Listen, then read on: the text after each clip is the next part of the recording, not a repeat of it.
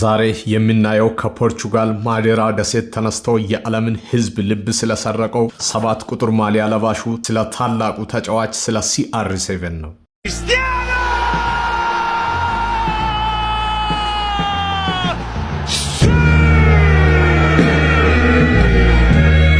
ሰላም ውድ የሂስቶሪካል ሚዲያ ተከታታዮቻችን እንደምን ቆይታችኋል? ዛሬ በዚህ ታሪክ ውስጥ ብዙ የምትማሩባቸው ነገሮች ስለሚኖሩ ይህንን ቪዲዮ ከመጀመራችሁ በፊት ላይክ እና ሰብስክራይብ በማድረግ እንድትጀምሩ እያሳሰብኩኝ ወደ CR7 የካቲት 5 ቀን 1985 በፖርቹጋሏ ማዴራ ደሴት አንድ ሕፃን ተወለደ።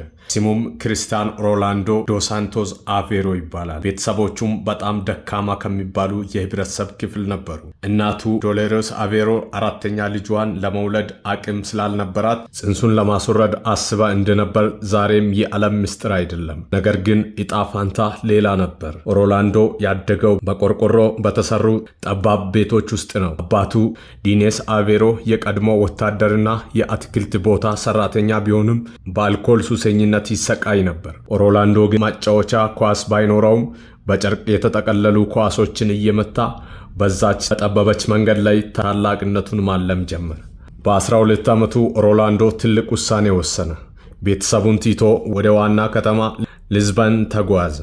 በየቀኑ በስልክ እየደወለ እናቱን ናፈቅሽኝ ይላት ነበር። በትምህርት ቤት ደግሞ በንግግሩ ዘይቤ ወይም ደግሞ በአክሴንቱ የተነሳ መምህራንና ተማሪዎች ያሾፉበት ነበር። አንድ ቀን መምህሩ ስለናቀውና ሲያሾፍበት ወንበር ወርውሮበት ከትምህርት ቤት ተባረረ። በ15 ዓመቱ ግን ትልቁ ፈተና መጣ። የልብ ምቱ መዛባት እንዳለበት ታወቀ።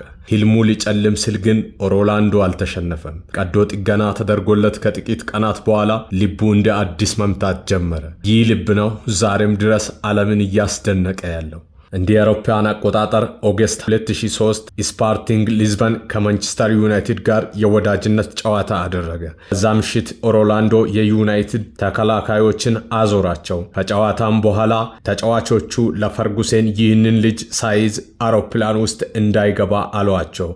በ12.24 ሚሊዮን ፓውንድ ወደ እንግሊዝ ተጓዘ። ታዋቂውን 7 ቁጥር ማሊያ ለበሰ። መጀመሪያ አካባቢ ኳስ ይይዛል እንጂ ጎል አያገባም ተብሎ ይተች ነበር። ነገር ግን በጂም ውስጥ ሰዓታትን ማሳለፍ ጀመረ። ሰውነቱን ቀየረ። በ2008 የመጀመሪያውን የባላንዶር ሽልማትና የሻምፒየንስ ሊግ ዋንጫዎችን ከዩናይትድ ጋር አነሳ። በሁለተኛው ሊዮኔል ሜሲ ጋር ለ10 ዓመታት የዘለቀ አስገራሚ ፉክክር ውስጥ አመራ። እዛም በ3 ደግሞ ወደ ቤቱ ወደ ማንቸስተር ዩናይትድ ተመለሰ። ጅማሬው ጣፋጭ ቢሆንም መጨረሻው ግን መራራ ሆነ። ከክለቡ አመራሮች ጋር በተፈጠረው አለመግባባት በቃለ መጠይቅ ሁሉንም አውጥቶ ተናገረ። ኮንትራቱም ተቋረጠ። በ2022 የኳተር የዓለም ዋንጫ ላይ ደግሞ ፖርቹጋል ወደ ሳውዲ አረቢያ አልናስር በማቅናት የዓለምን እግር ኳስ ፊት ቀየረው። የእሱን ፈለግ ተከትለው ታላላቅ ኮከቦች ወደ ሳውዲ መጉረፍ ጀመሩ። በ38 እና በ39 ዓመቱ በየዓመቱ ከዓለም ከፍተኛ ጎል አስቆጣሪ ሆኖ አጠናቀቀ። አሁን በ2026 ላይ ነን። ሮላንዶ አሁንም በሜዳ ላይ አለ። ከ900 በላይ ጎሎችን አስቆጥሮ 1000 ለመሙላት እየተጋፈ ነው። እሱ የሚወዳደረው ከሰዎች ጋር ሳይሆን ከዕድሜው ጋር ነው። ሮላንዶ ማለት ዕድሜ ቁጥር ብቻ መሆኑን፣ ዲሲፕሊን ደግሞ የሁሉ ነገር ቁልፍ መሆኑን በተግባር ያሳየ ታላቅ መሪ ነው። የሮላንዶ ታሪክ የመክሊት ታሪክ አይደለም፣ የጽናት ታሪክ እንጂ። በወረቀት ላይ የተጻፈው ዕጣ ፋንታ በላብና በደም የመቀየር ታሪክ ነው። ድህነት አላገደውም፣ ሕመሙም አላቆመውም፣ ትችት አላደከመውም። ዛሬ አንተ ባለበት ሁኔታ ተስፋ ቆርጠ ይሁን? ሮላንዶን አስታውስ። ከባዶ ተነስቶ ዓለምን የገዛው ያ በራስ መተማመን ባንተ ውስጥ አለ። ተነስና አስራ።